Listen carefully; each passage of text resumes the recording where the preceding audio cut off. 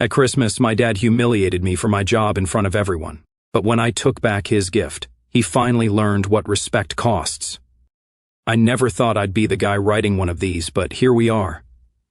A year ago, I cut contact with my father after one final public mess that honestly changed everything for me. I used to think family meant unconditional loyalty, no matter how much respect you lost in the process. Turns out, some people only see family as another word for ownership. Anyway, this story isn't about revenge or hate. It's about what finally pushed me to walk away, and how I learned peace can be louder than words. People think line work is all about climbing poles and fixing wires. It's not.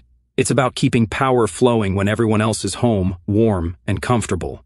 Storms, blackouts, lightning, we're the ones out there. That's what I do.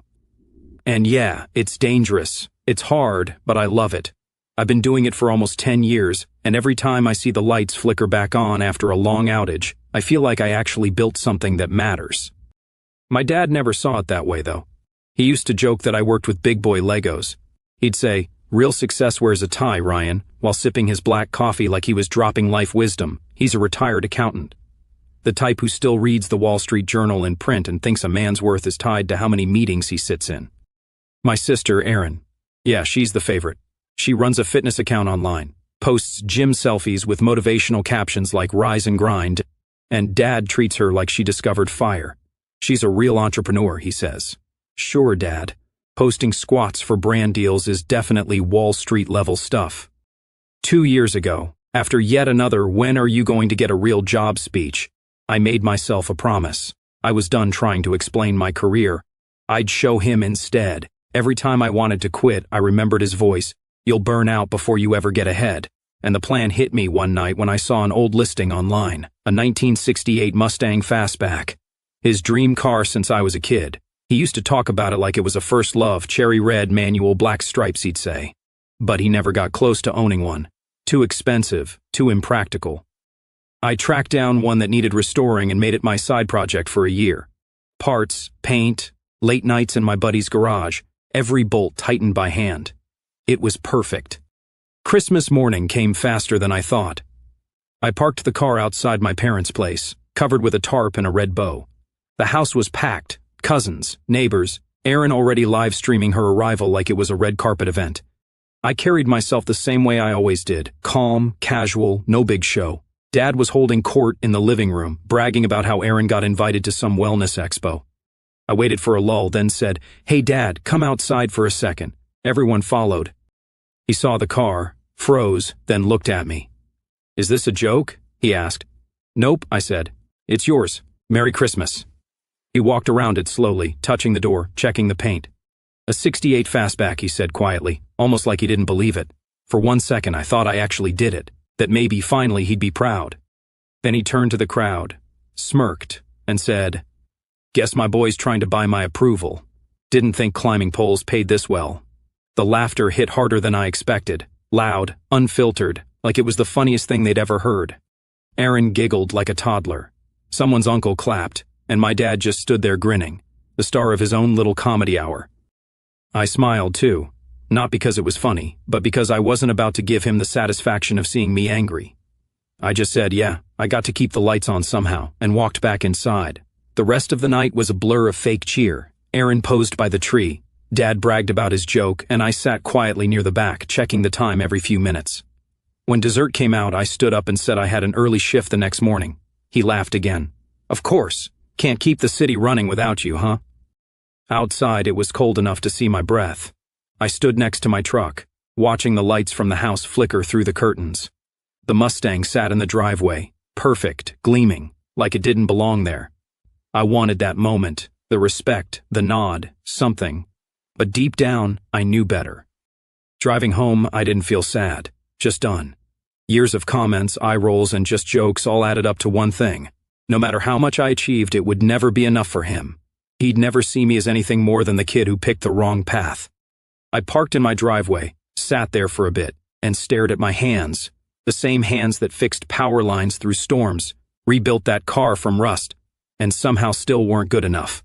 Then I laughed, not bitter, just tired. "Happy Christmas, old man," I muttered. Because that was the moment it hit me. I didn't need him to be proud. I'd already made it. He just couldn't stand that I did it without asking for his permission. That line kept looping in my head while I brushed my teeth the next morning.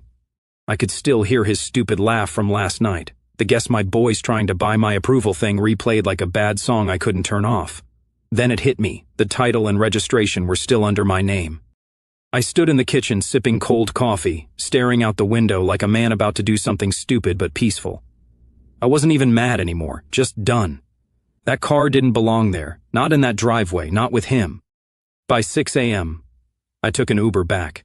The neighborhood looked frozen, Christmas lights still on, lawns frosted over, a few trash bins tipped from the wind. I dropped off a block away, walked the rest of the distance like I was on some secret mission. The Mustang sat there, shining under a thin layer of ice. The red bow had drooped from the dew, hanging like it was embarrassed to still be there. I unlocked the door, slid into the driver's seat, and for a second I almost laughed. I still had the key. The key turned smooth. I rolled it out of the driveway slow, careful not to wake anyone. The reflection of the porch lights followed me down the street, like the car was finally leaving the wrong home. When I got back to my place, I parked it in my garage, turned off the engine, and sat there with my hands on the wheel. For the first time in days, I felt calm, like I'd just unplugged something that had been draining me for years. I took a long shower, made breakfast, and turned my phone face down. I didn't even check it until noon. By then, it looked like my notifications had multiplied in the dark. 23 missed calls, 12 texts, 3 voicemails. Aaron's message popped up first. Did you seriously take back Dad's present? You're ruining Christmas. Everyone's talking about it. Grow up. Right below that, one from my dad. People laughed because it was funny. Learn to take a joke. Then another one a few minutes later. You're embarrassing yourself now. No thank you, no. Why'd you take it back? Just pure entitlement, like the car was his birthright. I put my phone down and went to the garage. The Mustang gleamed under the light, engine still warm from the drive earlier. I walked around it slow, hands in my pockets. I thought about every single time he'd run his mouth about my job. Blue-collar muscle kid who works with tools because he couldn't handle math. Maybe if you studied harder, you wouldn't have to hang off poles for a living. He said it all like it was helpful advice. Like tearing me down was his version of motivation. I used to laugh it off, tell myself he just didn't understand what I did. But deep down, I think he did. He just hated that I didn't need his approval to be proud of it. I wiped my hands on a rag and opened my laptop, pulled up a classic car listing site, 1968 Mustang Fastback, restored, original V8 engine, new paint. I took a few photos right there in the garage, front angle, engine bay, interior, posted it with a short note, serious buyers only, title in hand. I wasn't keeping something that reminded me of him. It didn't even feel like my work anymore. It was a monument to a guy who'd never say good job without turning it into a dig. I wanted to sell it and treat myself with something that had nothing to do with him. Around 3 in the afternoon, my phone buzzed again. Another voicemail. I played it on speaker while tightening a light fixture in the kitchen. Ryan, what the hell is wrong with you? He said, voice all shaky, fake anger.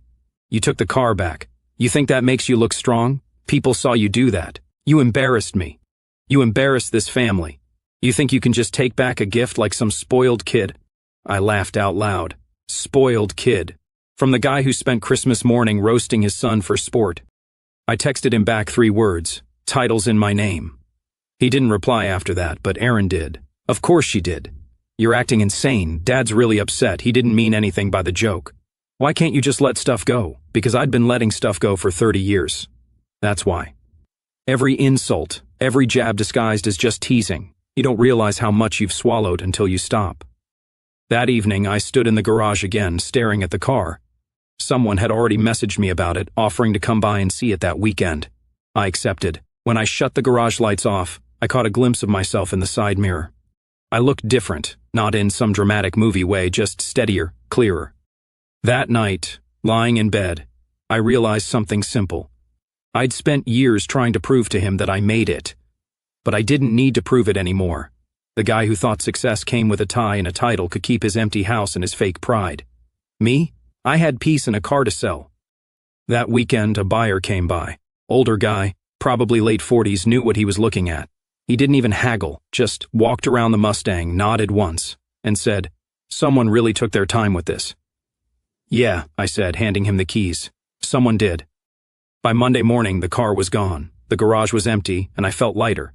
I figured my dad would blow up again once he noticed it was listed online, so before he could start his next meltdown, I decided to cut the cord for good.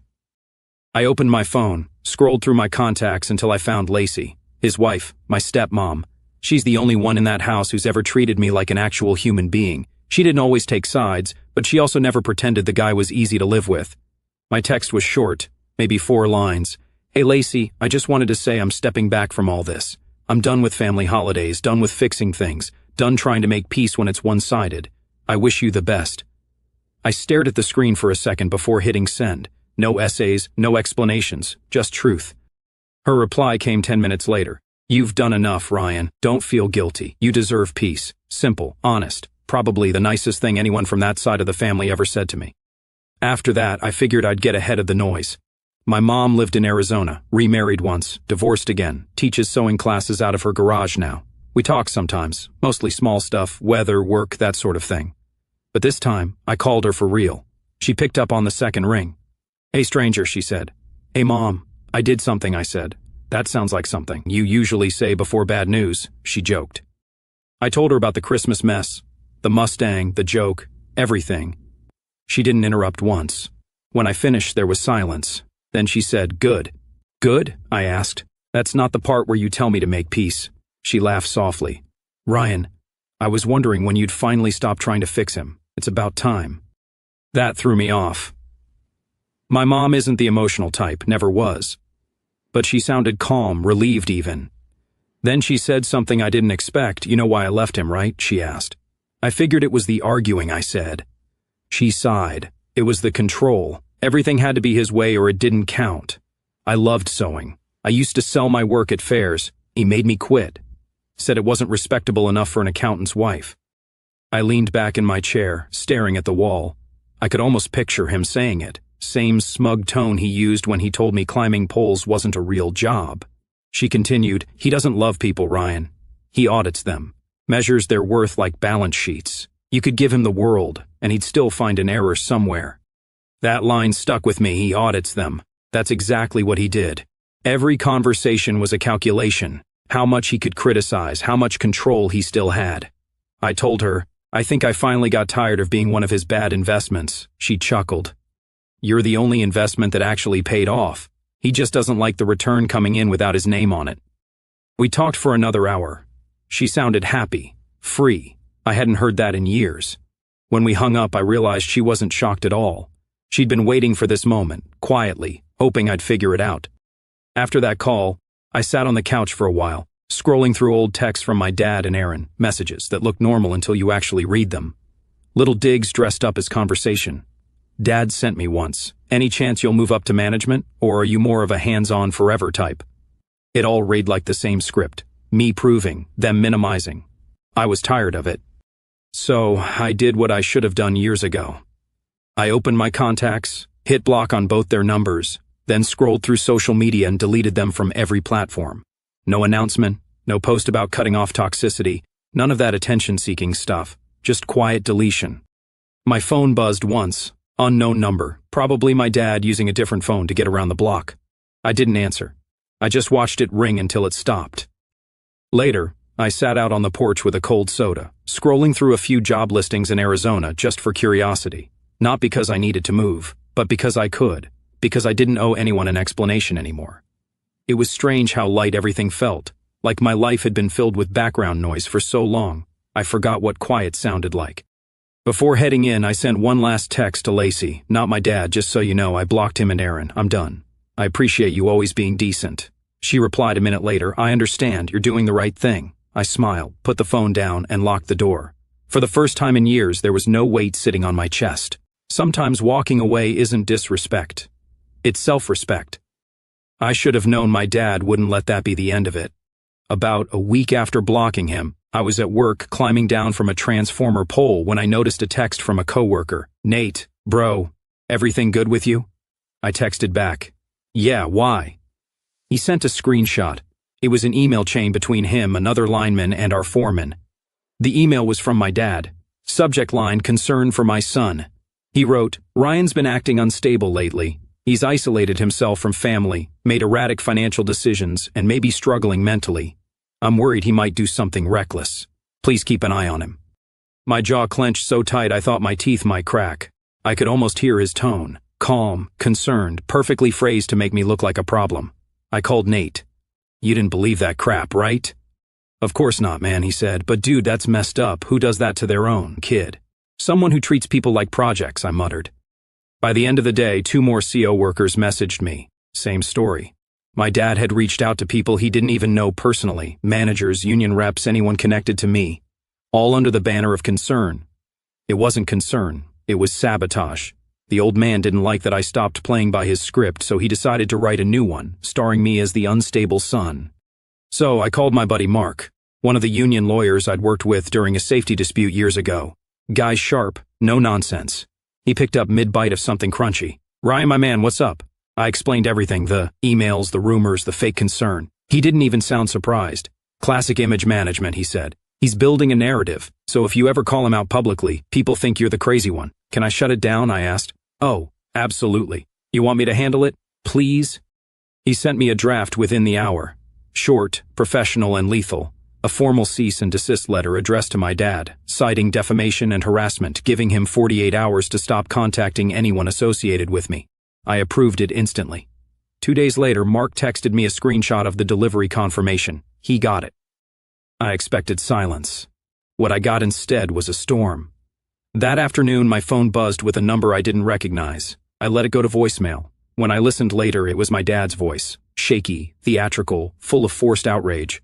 "So, this is how you treat your father? You send lawyers after family? You think that makes you a man? You've humiliated me again, Ryan. Do you even care what this does to our name? Our name?" Like he was running a corporation, not a family. I deleted it without replying. Not even worth my breath. The next day, Erin called from her other phone. I didn't pick up. She texted instead, "Dad says you sent legal threats. What's wrong with you? He's heartbroken. You're being cruel." I typed back, "Tell him to stop contacting my TO workers and I'll stop defending myself." She read it but didn't answer. Typical Erin. Defend him first. Think later. For about a week, things were quiet. Then I opened Facebook during lunch one day and almost spit out my sandwich.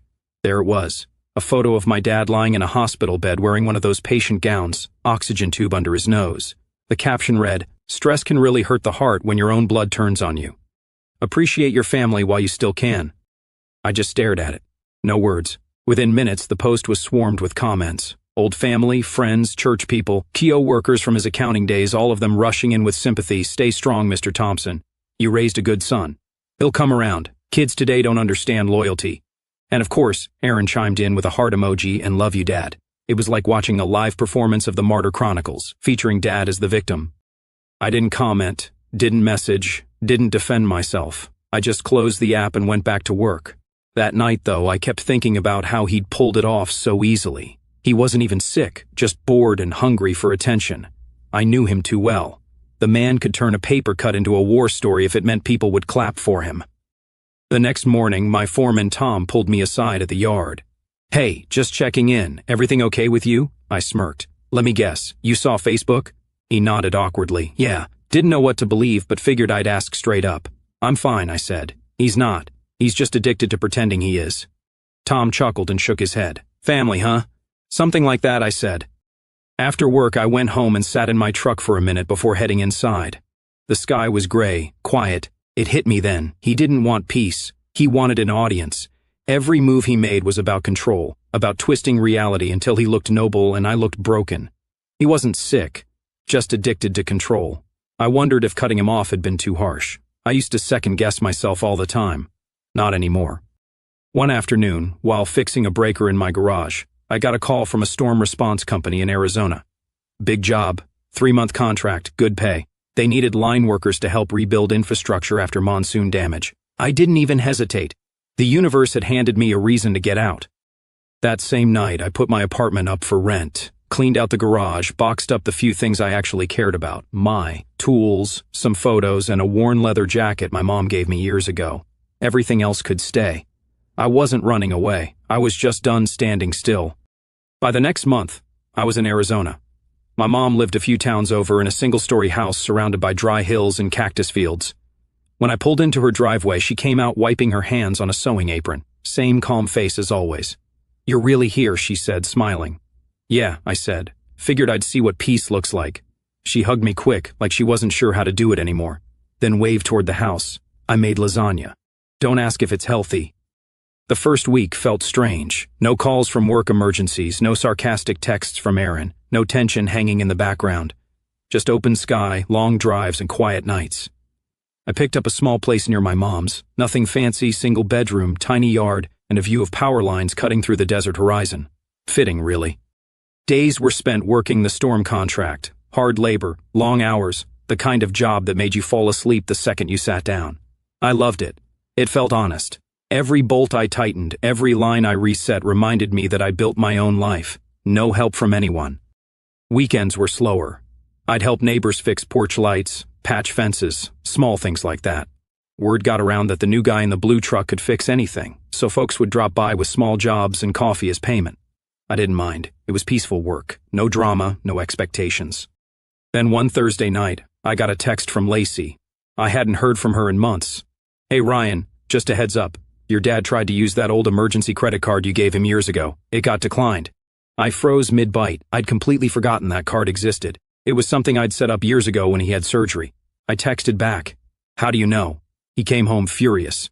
Said the card kept getting declined 3 times in one day. Groceries, gas, something at Home Depot. I checked my account that night just to verify, and the activity log showed all 3 failed attempts. The next morning, I called the bank and canceled the card, then asked them to close the entire account so there were no leftovers. The rep asked if I wanted a replacement. No, I said. I'm done lending out lifelines. It felt symbolic, ending that one last connection. That card had been a silent chain, one he could tug on whenever he wanted. Now it was gone. Later that night, I told my mom about it over dinner. She didn't seem surprised. He never wanted help, she said, setting down her fork. He wanted control. There's a difference. She was right. He didn't miss me. He missed access. Every favor, every card, every call had always been about convenience, not care. A week after that, Lacey sent another text. Short this time, he's mad you canceled it. Said you're punishing him. I told him, it's your right. He didn't like that. I smiled when I read it, not out of spite, just amusement. The man genuinely believed cutting him off financially was a moral crime. That night, I sat on my porch with the desert wind rolling through. The stars were bright, the air quiet. For once, my mind wasn't replaying old arguments or unfinished sentences. I just sat there watching the power lines stretch across the horizon like silver threads, the same kind of lines I used to climb for a living. There was something poetic about it, I guess. The same thing he mocked me for had become the very thing that gave me freedom. I thought about all the years I'd spent trying to fix things. Broken conversations, old resentments, relationships that were never going to work. And for what? To keep the peace for people who didn't care if I had any left for myself. I leaned back in my chair, finished my drink, and muttered to no one, guess I finally learned what to stop fixing. I stopped fixing everything that wasn't my job, including him. But apparently, he still thought I was on call. It had been about 6 months since I'd canceled that card. I was in Los Angeles for a week-long training course for senior line workers, safety seminars, leadership stuff, all paid for by the company. I hadn't thought about my dad in months. I'd even stopped wondering what new act he was pulling online. The morning it happened, I was walking out of the hotel lobby, ID badge around my neck. I was scrolling through my schedule when I heard it, Ryan. That voice could cut glass. I froze, turned, and there he was, my dad, standing across the street in khakis and a pressed shirt holding a folder like he was about to file a complaint. I didn't move. He smiled like nothing had happened, like he hadn't spent the last year trying to wreck my name. Can we talk? He called out, crossing the street. Let's talk like men. I should have walked away, but I didn't.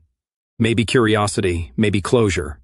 Either way, I stood there as he stopped a few feet in front of me, adjusting his glasses like he was about to deliver a TED Talk on fatherhood. You look good, he said. I saw your name listed as an attendee for this event. Didn't expect to find you here. I didn't answer, just waited. He sighed dramatically. I don't know why you've made me the villain in your story. It was one joke, Ryan. You took it too seriously. You've always been too serious. There it was. The same script, same tone, same blame shift. I almost smiled at how predictable it was. You tracked me down to tell me I can't take a joke, I said. He frowned like he didn't expect me to sound calm. I tracked you down to make peace. You've humiliated me, embarrassed the family, and you act like I deserved it. I don't act like it, I said. You did. He shook his head, stepping closer. You've changed, son. You used to have respect. Now you talk to me like I'm a stranger. You are, I said flatly. And stop calling me son. You lost the right when you made me your punchline. That got to him. His face twitched, that same mix of confusion and anger he used to get when someone disagreed with him. He opened his folder, pulled out some printed screenshots, my guess, social media comments, maybe texts. This isn't who you are, he said, shaking the paper slightly. You're better than this resentment. I know you miss me. I laughed quietly. You know what's funny? You've been wrong about me my whole life. Might as well add that one to the list. He scowled. I miss my son, he said, the one who used to respect me. I took a sip of my coffee. You don't miss me. You miss control. And I don't owe you anything. He stared at me for a second, that calculating look like he was figuring out his next move. Then suddenly he stepped back, tripped on his own heel, and threw his arms out. Don't hit me, shouted, way too loud. Please stop. I froze. People on the sidewalk turned immediately. A couple walking their dogs stopped. A guy pulling luggage looked over. Someone across the street started filming. What the hell are you talking about? I said, backing up a step, hands raised. He stumbled again, fake, clutching his shoulder. He's attacking me. Please stop. A woman near the curb gasped. Sir, you need to calm down. Someone else yelled, Hey man, what's wrong with you? He's an old man. My stomach dropped. Not from fear, but disgust. The man had actually rehearsed this. The folder hit the pavement, papers scattering like a movie scene. He was breathing heavy, performing like it was Broadway. Dad, I said slowly, voice low. You're embarrassing yourself. He shook his head dramatically, still loud enough for the crowd. You've always had a temper. Always. I heard someone nearby say, I got it on video. And my chest tightened. Not because I was guilty, but because I knew how easily he could twist this. Like divine timing. A man burst out from a bakery across the street. Apron still on, white flour all over his hands. Hey, he yelled. He didn't touch him. Everyone turned. I saw the whole thing, the baker said, jogging over. That old guy's faking it. The younger one hasn't laid a finger on him. He's been talking calm the whole time. The crowd went quiet. My dad froze mid-performance, still bent slightly like he couldn't decide whether to keep acting or drop it. The baker walked closer, pointing right at him. You ought to be ashamed trying to pull that in public. There are cameras everywhere, buddy. You just made a fool of yourself. A few people murmured. One woman who had been filming lowered her phone. My dad's face went pale. The act fell apart completely. He straightened his shirt, muttered something about being misunderstood, then glanced at me. I met his eyes. You just proved why I left. Then I turned and walked off toward the corner, the crowd parting silently. I didn't look back. I could feel his stare burning into the back of my head, but I didn't care. By the time I hit the end of the block, the tension had drained out of me. My hands were steady, heartbeat normal. I wasn't even angry. Just done with the lies, the theatrics, the constant manipulation. When I got back to the hotel, the front desk clerk gave me a nervous look. Everything okay out there? I nodded. Yeah, I said. Just someone who doesn't know when to quit. I went up to my room, set my badge on the table, and stared out the window at the city lights. Cars moved below like little sparks, silent and distant. That was the last time I ever saw him. For months, there were no calls, no stunts, no performances, just silence. The kind he always claimed he wanted, but never knew how to live with. A year later, that's exactly what he got. I was living outside Sedona by then. Small rental near the Red Cliffs, big sky, quiet mornings. My days were simple: work, gym, sometimes help a neighbor fix a broken fence or light fixture. The kind of life that used to sound boring when I was younger, but now it felt like peace. Work had been steady. After that training in LA, I got promoted to lead a small crew for contract jobs. Good pay, solid guys, no politics. Most days ended with me grilling dinner on the back porch, watching the sunset paint the desert orange. I didn't think much about my dad anymore. He was a chapter I'd closed, until he tried to write himself back in. It started with a text, unknown number, same tone I'd know anywhere. Ryan, it's your father.